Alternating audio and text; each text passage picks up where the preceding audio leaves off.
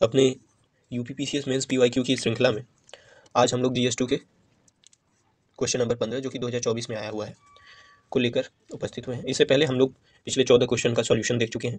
Question देख लेते हैं। क्वेश्चन है सोशल इशूज़ का। अति संवेदनशील वर्गों के लिए कल्याणकारी योजनाओं के क्रियान्वयन में सरकार को किन चुनौतियों का सामना करना पड़ रहा है। तो पहले तो ये पता होना चाहिए कि जो अति संवेदनशील वर्ग हैं उनमें कौन कौन आते हैं। उन्हीं से इंट्रो का शुरुआत करते हैं। देख लीजिए, भारत में बड़ी आबादी अति संवेदनशील वर्गों की है, जिनमें आदिवासी, घुमंतू जनजाति, दिव्यांग, ट्रांसजेंडर, वृद्ध, अनाथ आदि शामिल हैं। पीएम जनमन, एकलव्य मॉडल स्कूल, प्रधानमंत्री आवास योजना ग्रामीण जैसी योजनाएं लक्षित, परंतु क्रियान्वयन में अनेक बाधाएं मौजूद हैं। मतलब इनसे रिलेटेड बहुत सारी योजनाएं सरकार चला रही है, लेकिन इनके क्रियान्वयन संबंधी चुनौतियां उपस्थित हैं। अब देख लेते हैं, प्रश्न में पूछा जा रहा है कि सरकार को किन चुनौतियों का सामना करना पड़ रहा है क्रियान्वयन में। पहला, पहुंच की कमी। इसमें एक पॉइंट यह हो सकता है भौगोलिक अलगाव। 70% जो पीवीटीजी हैं, जैसे बिरहोर, टोडा, जंगलों, पहाड़ों में, जहां आधारभूत ढांचा अभाव है, पीएम ग्राम सड़क योजना सुविधा भी यहाँ पे अपर्याप्त है। दूसरा, डिजिटल खाई। डीबीटी के लिए, डीबीटी यानी कि डायरेक्ट बेनिफिट ट्रांसफर के लिए आधार बैंक लिंकेज आवश्यक है, जबकि 40% आबादी के पास स्मार्टफोन इंटरनेट नहीं है। NFHS 5 की ये डाटा है। दूसरा देख लेते हैं, पहचान और समावेशन। इसमें एक पॉइंट क्या हो सकता है, डेटा अभाव। सामाजिक, आर्थिक व जातिगत जनगणना 2011 पुराना है, और पीवीटीजी जनगणना 2011 में 57,000।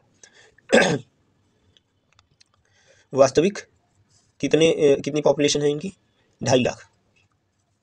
बहिष्कार, ट्रांसजेंडर, दिव्यांग को लिंग विकलांगता प्रमाण पत्र वितरण में भेदभाव, ये दूसरी हो गई समस्या पहचान और समावेशन की। तीसरी, प्रशासनिक अक्षमता, भ्रष्टाचार और रिसाव। पीडीएस में 30% राशन डायवर्जन, कैग रिपोर्ट है 2022 की। आदिवासी क्षेत्रों में मध्यस्थ लोगों की ज़्यादा उसमें क्या कहते हैं कि सहभागिता होती है, तो पहुंच में दिक्कत होता है। कर्मचारी कमी, आशा आंगनवाड़ी कार्यकर्ता 1:3000। पोषण अभियान में लक्ष्य 1:1000, मतलब एक आंगनबाड़ी आशाकर्ता पे 3000 लोग उपस्थित हैं, जबकि लक्ष्य कितने का था, 1000 का था। चौथा, सामाजिक सांस्कृतिक बाधाएं। भाषा जागरूकता, 200 से अधिक जनजातीय भाषाएं हैं, जबकि योजना प्रचार हिंदी या अंग्रेजी में, तथा जो जनजातीय जनसंख्या है इसमें 60% अशिक्षित है। दूसरा पॉइंट इसमें क्या होगा, लिंग भेद। पीवीटीजी महिलाएं शिक्षा स्वास्थ्य से वंचित, मातृ मृत्यु दर 300 से अधिक, NFHS 5 की डेटा है। पांचवा, निगरानी और जवाबदेही। रियल टाइम डेटा शून्य है।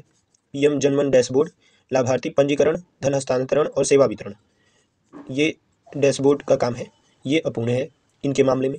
तीसरा पक्ष, ऑडिट नहीं, मतलब थर्ड पार्टी जो ऑडिट करती है उसकी व्यवस्था नहीं, जैसे नीति आयोग। ख, राज्य केंद्र समन्वय अभाव है। 15वां वित्त आयोग अनुदान का 40% लैप्स हो गया, उत्तर पूर्व में देरी हुई।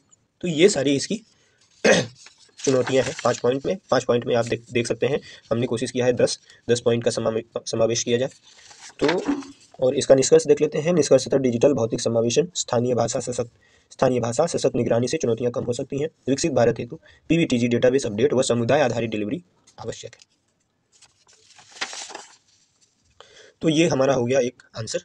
आपको आंसर कैसा लगा हो, जैसा भी लगा हो उसका कमेंट में रिप्लाई दीजिएगा। अगर आपको थोड़ा कठिन लगा हो तो आप बताइए, हम उसमें संशोधन करेंगे, सुधार करेंगे।